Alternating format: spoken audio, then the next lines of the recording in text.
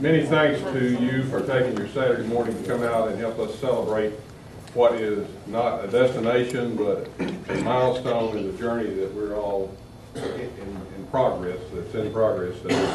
I'd like to tell a little story so that we can know what happened prior to today. And once upon a time, and it wasn't in a land far away, it was right here. There were folks that had a dream about a college campus, a junior college campus.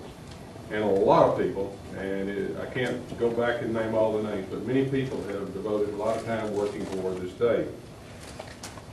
But several years ago, the Chamber of Commerce took it upon themselves to appoint a committee to study what were other communities doing, what were the opportunities, what did a facility like this look like.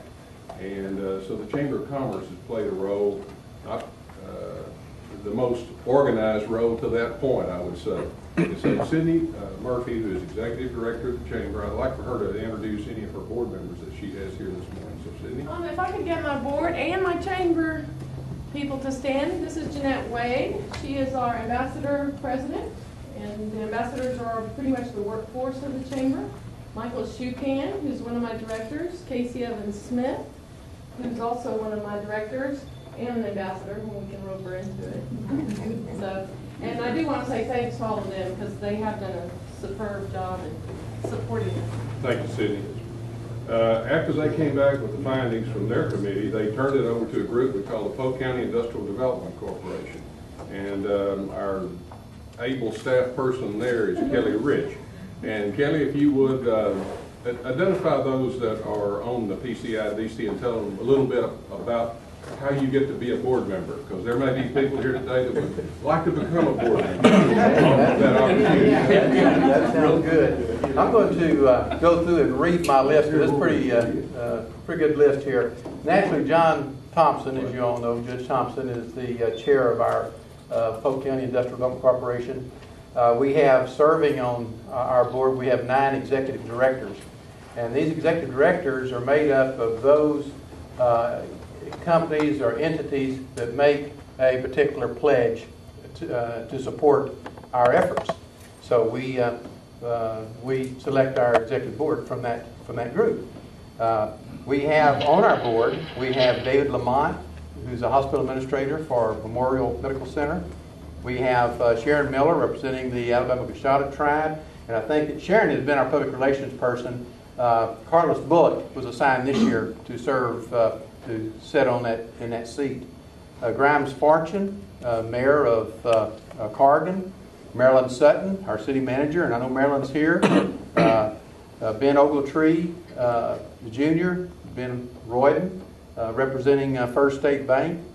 John Slocum, President and CEO of First National Bank.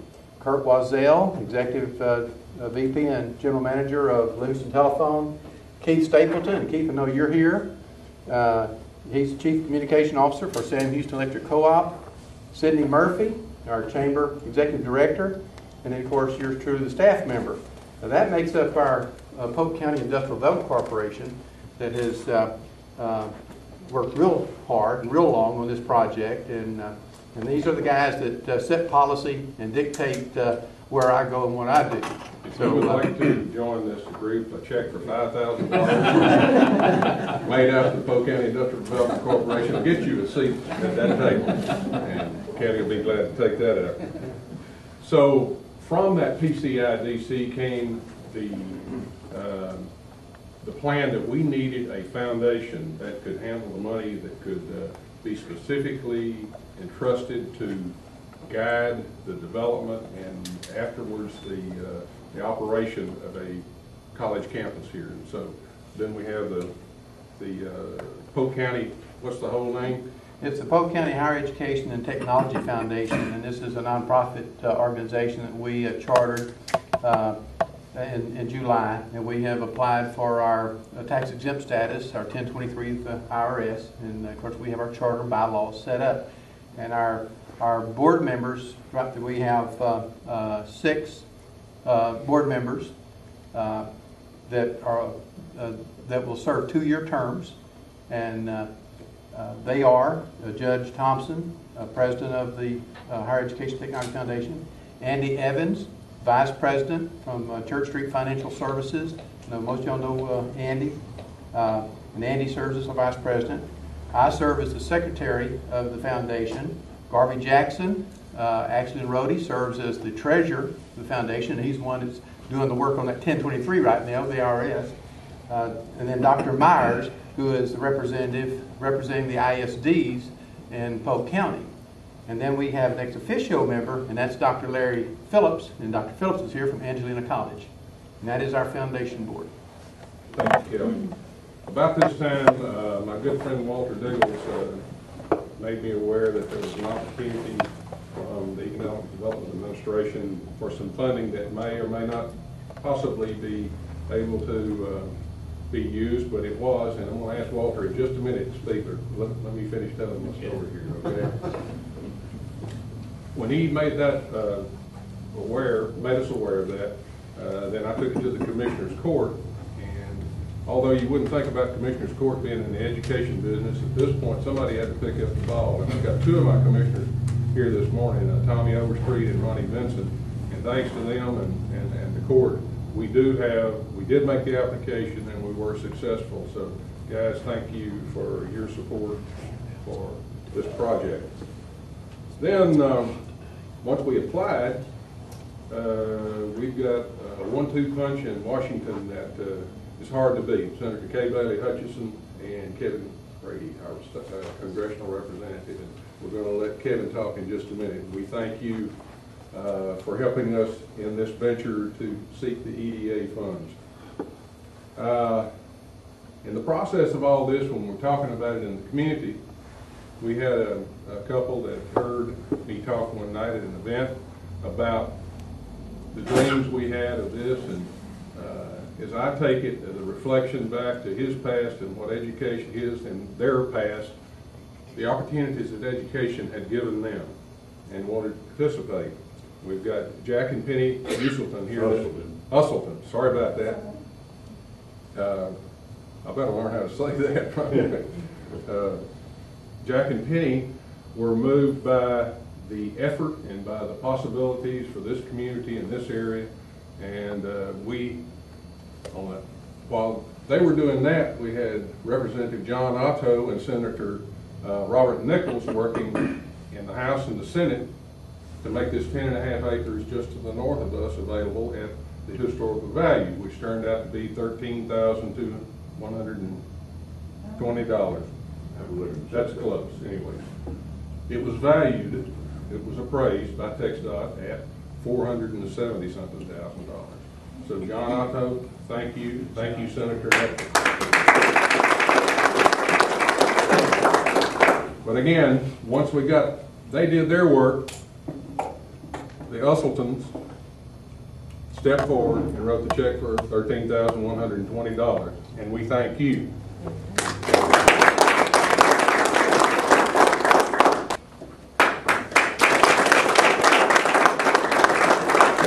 Thank you. We are committed to this project, and someone has worked on this a little bit longer than I, and he's here today, another representative from the college, Dr. Fred Conkey. And Fred is our Vice President of Community Services. And he's in charge of a lot of things, but among them is developing off-campus sites. And he's worked down here for, almost 30 years, beginning when we first started doing real estate courses at Livingston High School. And so thank you, Fred. Thank all of y'all, and congratulations. It not only takes a village to raise a child, I guess it takes a village to raise a village. And through all y'all's cooperative efforts, state, federal, everything, I think the dream's closer to being here. And Angelina College is committed to it. Thank you. Thank you.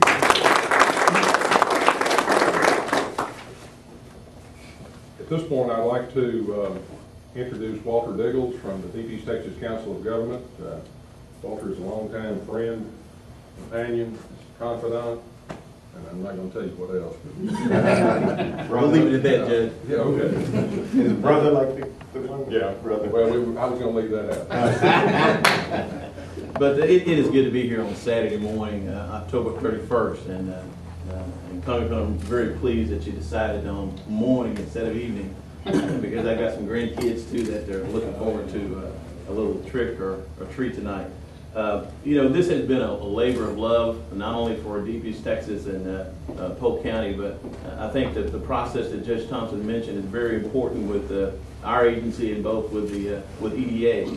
One of the most important things that I wanted to point out about this particular project in working with the federal government in Washington, D.C. is how important it is to recognize what the role the congressman plays. And in this instance, Hurricane Rita, Hurricane Ike, even going back to Hurricane Katrina, disaster recovery process was very, very highly, published in Hurricane Katrina.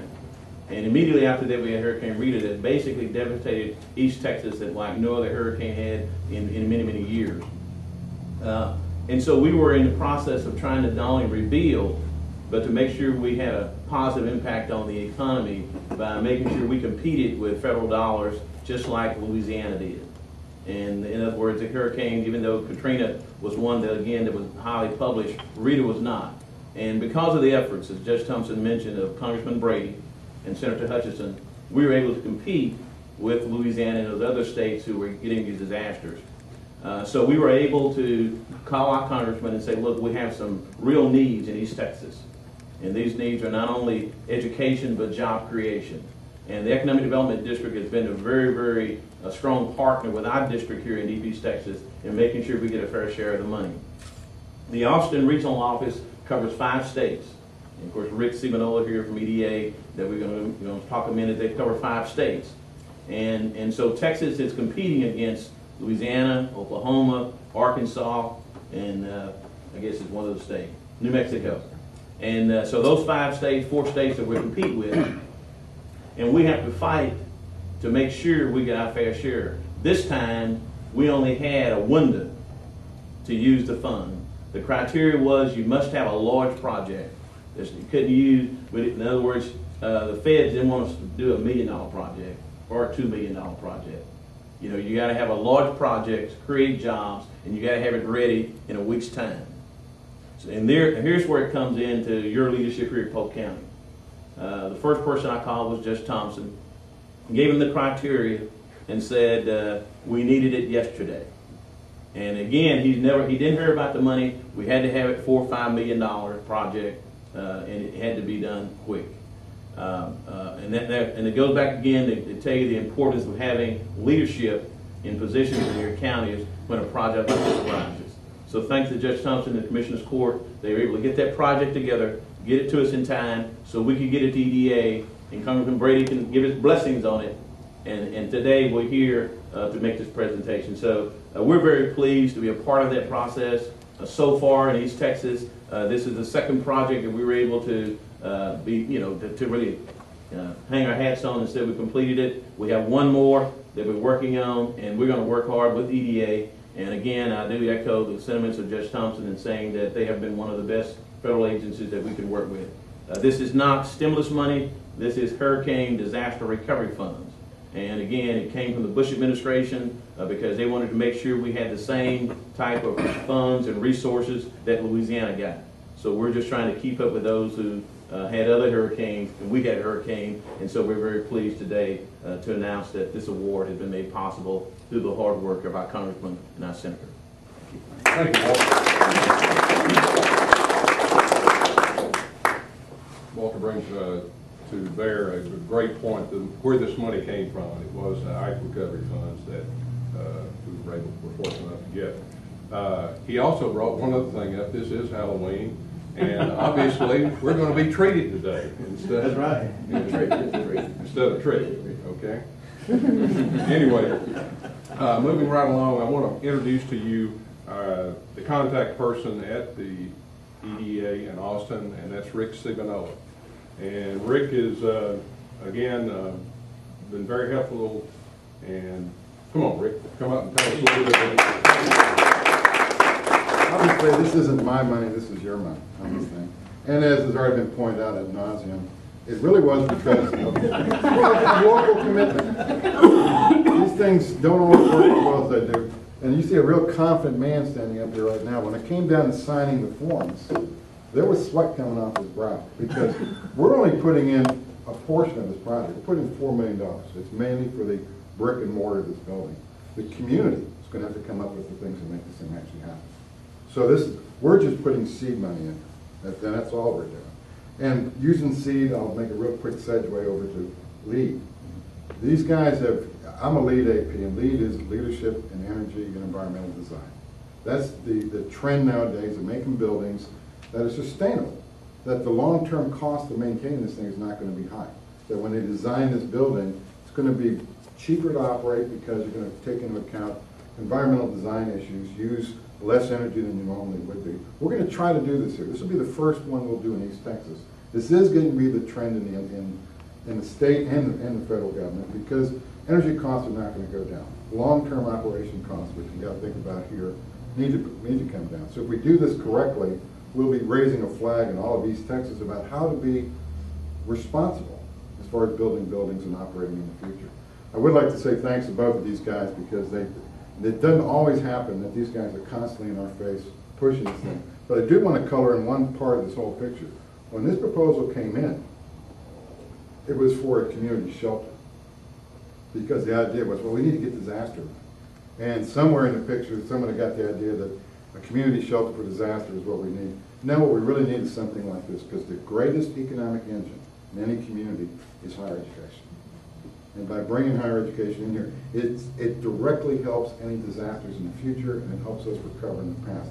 The other project that way back when first time I met the congressman was in Jasper because after, I guess it was Rita came through, we realized we don't have skilled trades anymore. We don't have the electricians, the people who come back and put us online. That recognition of that need is where we're again able to cooperate. And again, because of the congressman and the local participation, we're here today. And I thank these guys for making this a real easy process. Thanks, Rick.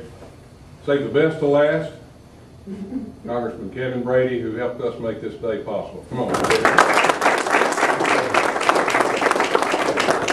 Thanks, Judge. It is Halloween. I've got back home tonight, I've got a fireman ready to don his uniform, his costume, and that scene from Scream, you know, the white face, that's my fifth grade. They're all fired up. They're already up. I think they got their costumes on. We're ready to roll. So anyway, thanks for having me. This is an exciting day. And being an old Chamber of Commerce manager myself, I know that this day is only possible because of vision and teamwork and persistence. And all you had to do is listen to Judge Thompson's